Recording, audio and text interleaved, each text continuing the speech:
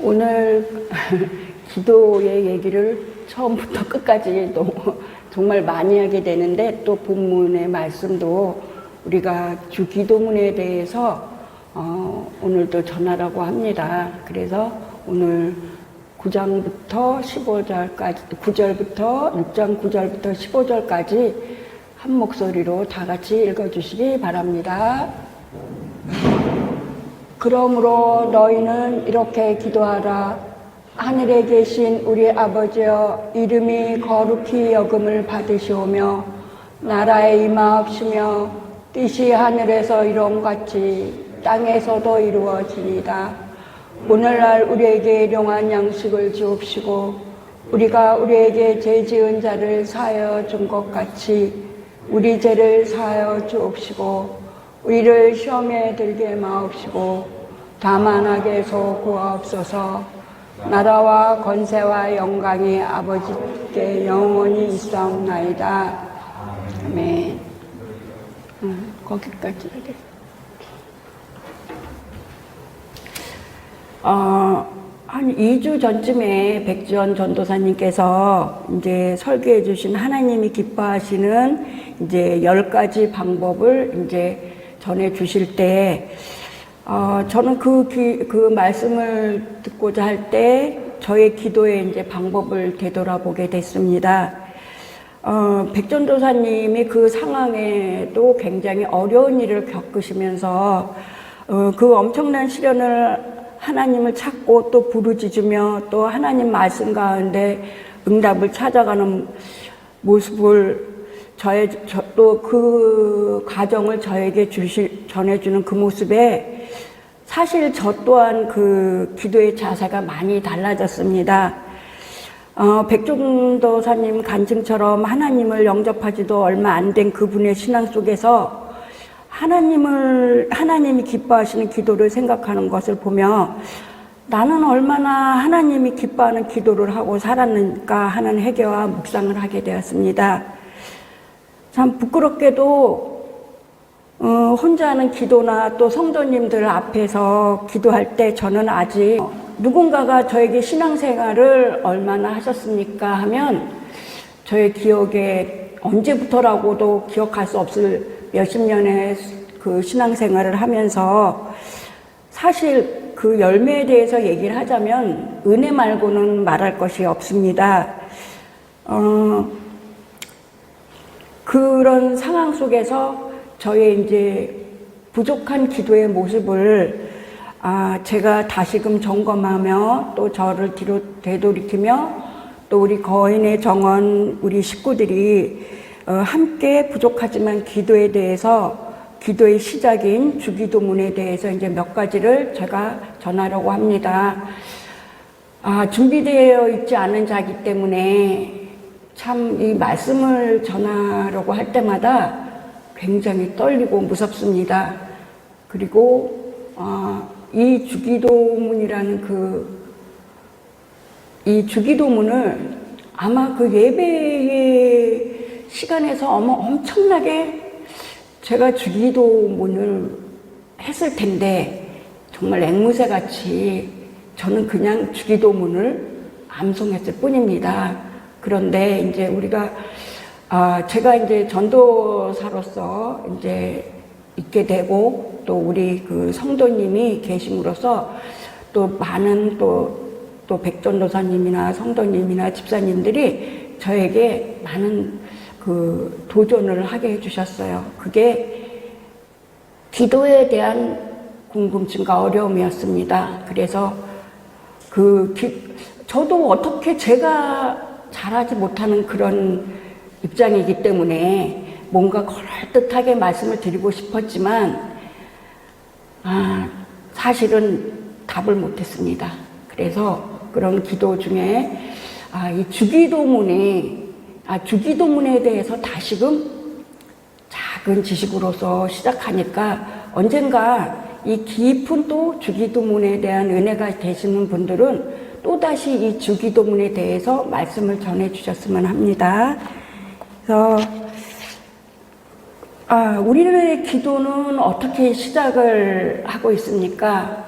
아까 박정은 성도님께서 기도를 해주실 때 정말 진실되고 또 우리의 생활과 또 우리의 걱정을 하나님 앞에 내려놓는 모습을 보고 정말 또 다른 은혜를 받고 또 묵상하게 되었습니다.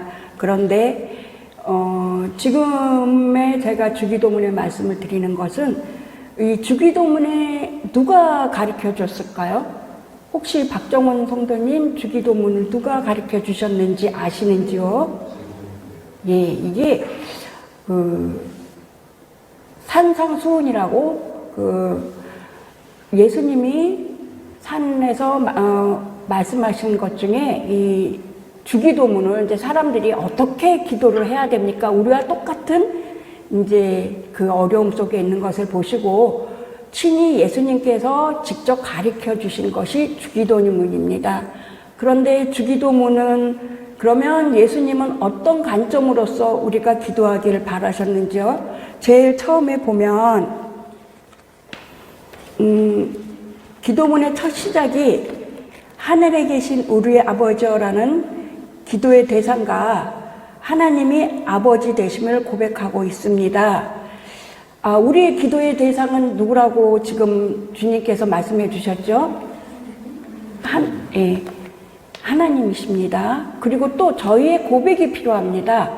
하나님을 우리는 뭐라고 고백을 했습니까? 아버지라고 하셨죠. 제가 이제 여기저기 이제 목사님들 설교하시는 것도 좀 뭐라 그러나요? 슬쩍 듣고 이제 카피를 하고 또 말씀을 어떤 그 자료를 갖고 카피를 하려고 이런저런 것을 보다가 이제 헬라어나 그 아랍어에 대해서 아바라는 뜻을 저는 굉장히 개인적으로 그 아바라는 뜻이 아버지라는 뜻인데 그 아버지라는 뜻이 굉장히 친근감과 존경함이 그 속에 녹여 있는 단어라고 합니다. 그래서 또 저희가 이제 그 아버지라고 호칭하는 것은 자신이 진정 하나님 자녀라는 확신이 있어야 할 수 있는 신앙 고백입니다. 죄송합니다. 제가 늘 또 말씀드릴 수 있는 박정은 성도님 저희의 대표자이시기도 하기 때문에 이 말씀을 드립니다. 하나님의 자녀라고 확신하십니까? 아니, 이미 확신을 하셨습니다. 왜냐? 주기도문을 하셨기 때문입니다. 이제 우리는 주기도문을 하였기 때문에 우리가 하나님 자녀인 것을 모른다고 하면 안 됩니다. 왜냐? 우리가 믿음은 들음에서 있다고 했죠. 열심히 들었습니다. 그리고 우리가 고백을 열심히 했습니다. 이것을 우리가 죄에 대해서 가끔씩 얘기하잖아요. 가장 큰 죄는요, 불순종의 죄입니다. 우리가 죄를 지었다 할 때 여러 가지 남에게 해를 끼치거나 나쁜 마음을 가졌다는 죄도 있지만 가장 제가 알고 있는 그 믿음의 그것은 불순종의 죄입니다. 그 불순종이라는 것은 하나님께서 또 예수님을 통해서 전해주시는 그 말씀을 못 믿겠다고 하는 것이 가장 큰 죄입니다. 그래서 우리는 죄에서 우리는 예수님을 통해서 구원을 받았기 때문에 이제는 모르겠습니다. 아닙니다. 이러시면 안 됩니다. 왜냐하면 주기도문 하나로 우리는 예수님이 가르쳐 주셨고요. 또 우리가 자녀됨을 인정했기 때문입니다. 그리고 또 요한복음 1장 12절 말씀에 영접하는 자, 곧 그 이름을 믿는 자들에게는 하나님의 자녀가 되는 권세를 주셨으니라고 밝힘으로써 우리로 하여금 그리스도 안에서 분명한 하나님의 자녀라는 정체성을 갖게 하셨습니다. 분명히 예수님께서 말씀하셨습니다. 요한복음 1장 12절에서 영접하는 자, 곧 그 이름을 믿는 자에게 하나님의 자녀가 되는 권세를 주셨습니다. 다시 한번 묻겠습니다.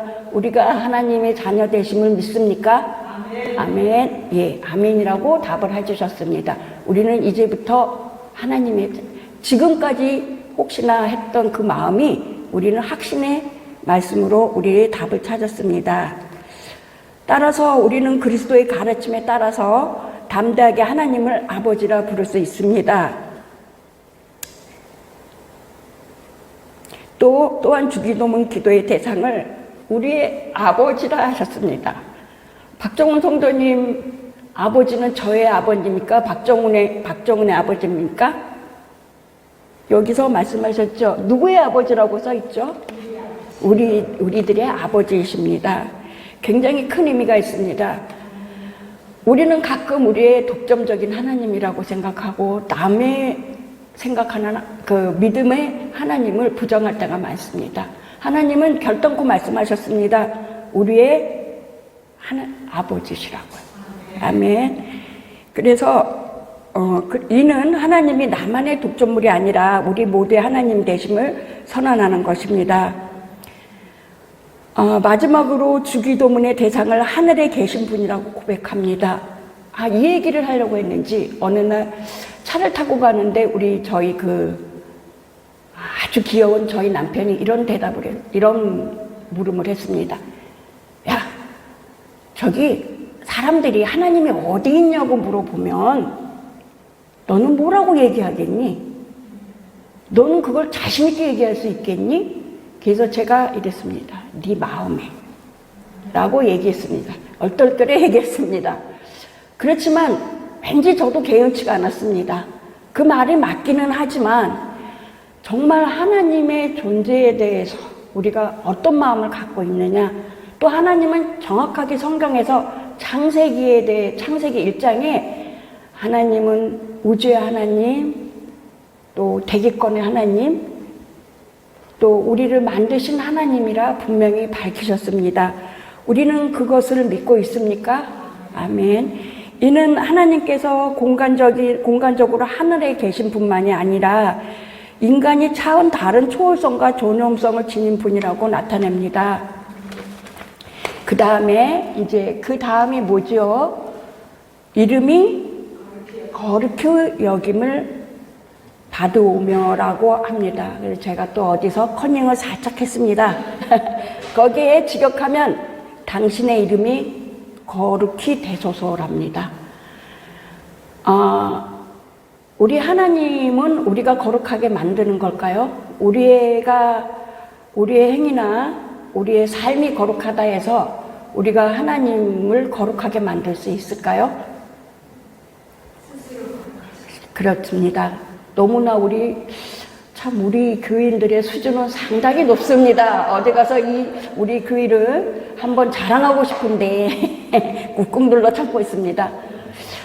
이 영상이 이제 전해질지, 제 부끄러움을 없어질지는 모르나 이 말씀을 듣는 분들은 귀를 열고 말씀에 집중하는 저희들과 함께 하시기 바랍니다. 이것이 전도이고 저희 확신입니다. 그리고 직역하면 당신의 이름이 거룩하게 되소서입니다. 우리는 그 거룩함에 정말 우리가 어떻게 상상을 초월하는 그 거룩함, 왜 이 거룩함에 대해서 정확하게 말씀하셨을까요? 하나님 즉 하나님의 이름을 거룩하게 하고 영광을 드러내는 진정한 주체는 인간이 아니라 하나님 자신인 것입니다. 우리 백옥동 전도사님이 미리 딱 말씀을 해주셨습니다. 그리고 에스겔서 36장 23절에서 보면 이런 말씀을 하고 계십니다. 열국 가운데서 더럽힘을 받은 이름 곧 너희가 그들 중에서 더럽힌 나의 큰 이름을 내가 거룩하게 할지라. 내가 그들의 목전에서 너희로 인하여 나의 거룩함을 나타내리니 열국 사람이 나올 여호와인 줄 알리라. 나 주 여호와의 말이니라 하셨습니다. 때로는 우리가 믿는 자들로서 많은 정말 믿고 의롭다 하지만 사실은 하나님을 세상에 더 욕되게 만들 때가 있습니다. 그러나 하나님께서는 분명히 말씀하십니다. 나의 거룩함을 나타내신다고. 그것이 나 여호와인 줄이라 알리라 합니다. 우리는 그것을 믿고 가야 됩니다. 그리고 천지 창조자이시고 역사의 주관자이신 하나님께서는 역사 가운데서 스스로 존귀함을 되시며 영광을 받으십니다. 인간은 이러한 사실에 단지 겸허하게 인정하며 동참할 뿐입니다. 가끔 우리는 무엇을 많이 아는 것처럼 얘기합니다.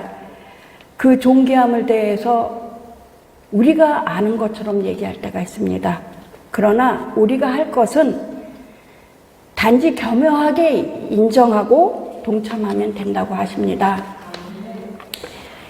이것이야말로 하나님의 거룩함을 깨달은 자가 일생 동안 추구해야 될 바입니다.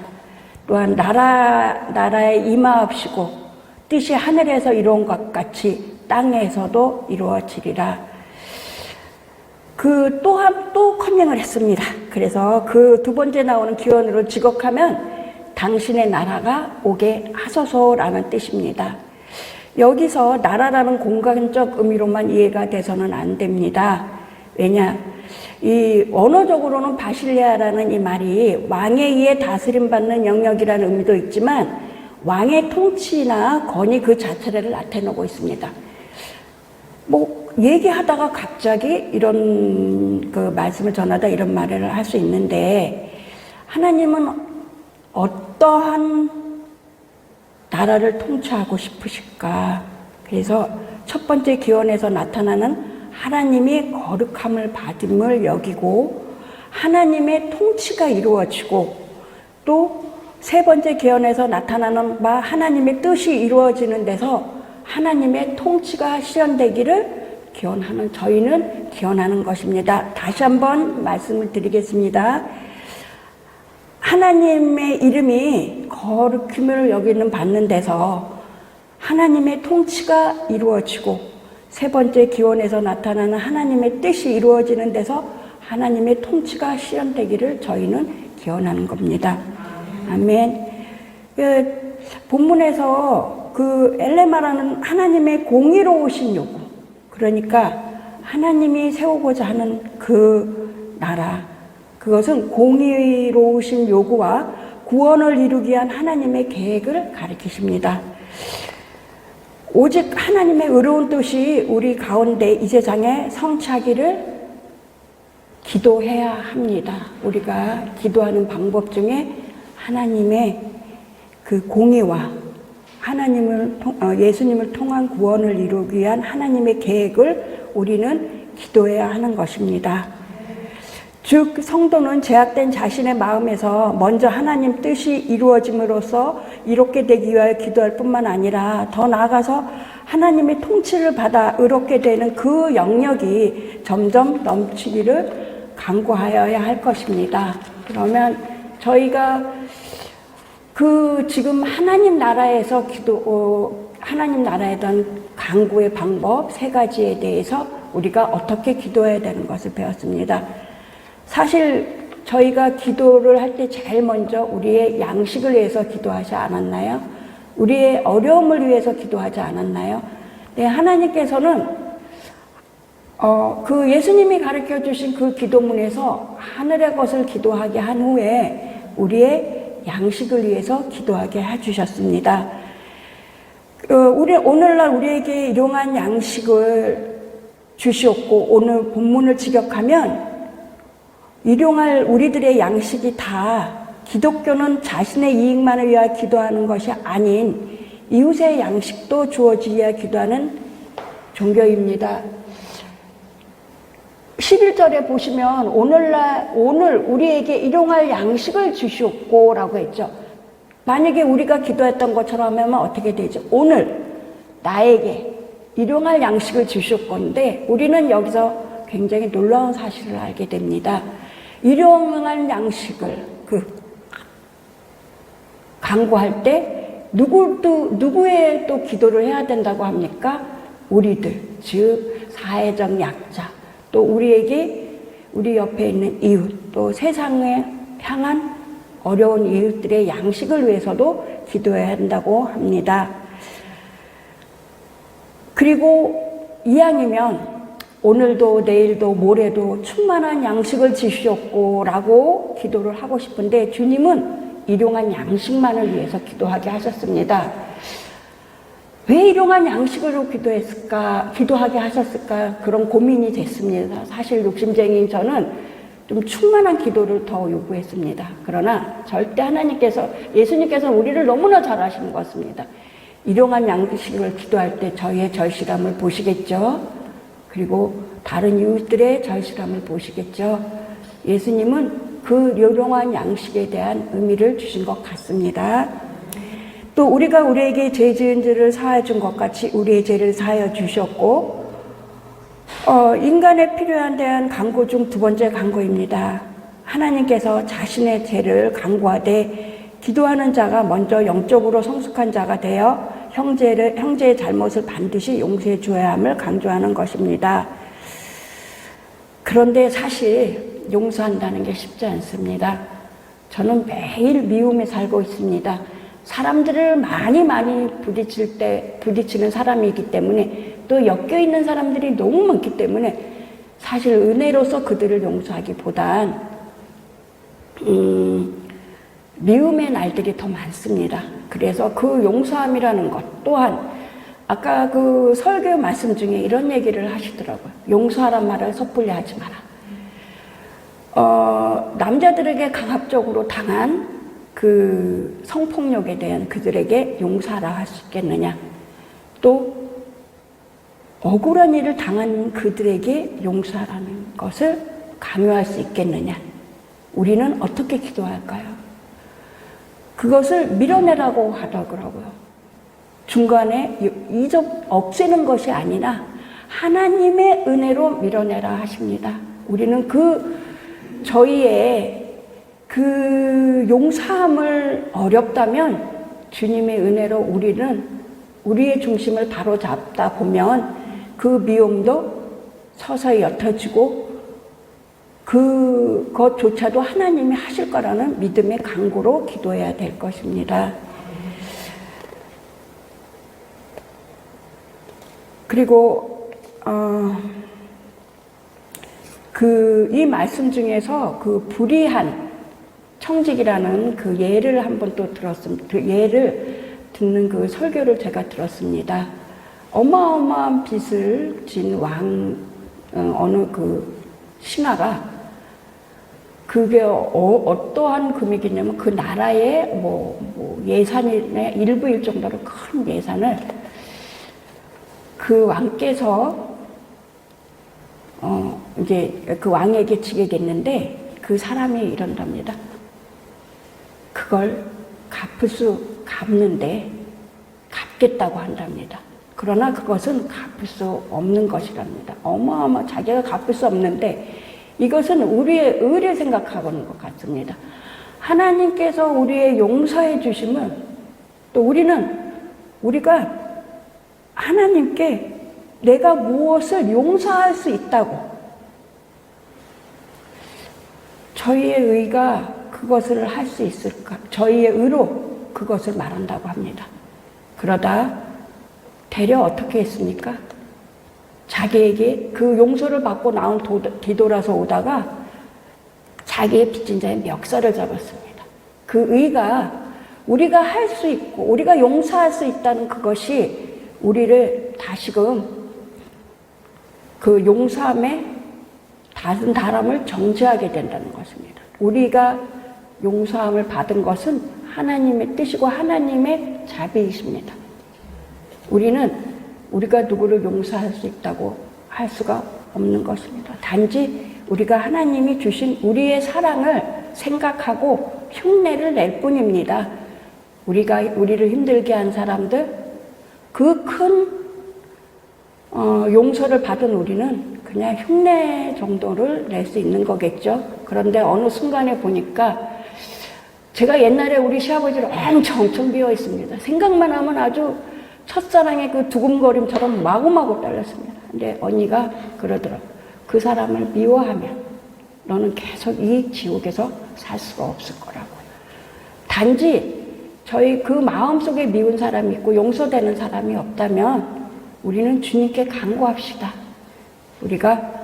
그런데 그 간구에 저는 응답을 받았습니다. 그 이후에 정말 아버님이 불쌍한 영으로 보이기 시작했습니다. 그래서 저는 10년간 끌었던 그 미움에 그 용서하지 못함에 흉내만 냈을 뿐인데도 결국은 저에게 평안함을 주시더라고요. 그래서 저는 그 흉내가 저에게 엄청 그 은혜였다고 생각합니다. 그리고 마지막 기도에 보면, 마지막 간구에 보면 우리로 하여금 마귀의 유혹에 빠지는 것을 허락하지 마소서라는 의미라고 합니다. 한번 읽어보겠습니다. 우리를 시험에 들게 하지 마시옵고 다만 악에서 구하옵소서. 보통 저희는 시험에 들었다고 말합니다. 하나님께서 저희를 시험에 들게 하시나요? 그런데 저희는 가끔 듭니다, 시험에. 그런데 그러면 우리가 신앙생활이나 또 어떤 영적인 것에 우리가 힘듦이 올 때 우리는 어떻게 기도를 해야 될까요? 우리가 그런 경험들이 한 번쯤은 다 있었을 거라고 생각합니다. 그리고 그것은 이게 또 이제 그 자료를 보니 이 시험은 시험한다는 것도 있고 또 하나가 뭐죠? 갑자기 시험하는 것과 유혹하다라는 제가 갑자기 4시까지 어제 말씀을 준비하다가 그 부분에서 제가 잠깐 졸았습니다. 그래서 이 유혹하다는 뜻도 있대요. 근데 그거 유혹을 누가 할까요? 악이요. 그러니까 다시 한번 볼게요. 우리를 시험에 들게 하지 마시옵고. 그런데 우리의 시험은 어떻게 보면 우리의 신앙생활에 다시금 돌이킬 수 있는, 우리가 마음이 힘들 때, 우리가 마음이 시험에 들어서 이전에 우리의 신앙의 지금 단계를 한번 점검해 보는 것도 가장 좋은 방법이고, 또한 그 마귀의 유혹에 우리가 안 빠질 수 있습니까? 안 빠진다고 자신할 수 있는 분은 계십니까? 없습니다. 그래서 우리는 또 그것을 간구할 수밖에 없는 거죠. 그래서 이렇게 기도해야 된다고 합니다. 우리로 하여금 마귀 유혹에 빠지는 것을 허락하지 마옵소서 하는 것입니다. 실제 마귀는 우는 사자와 같이 두루 다니시면서 삼킬 자를 찾는 이때에 성도는 이와 같이 기도로서 하나님의 도움을 구해야 합니다.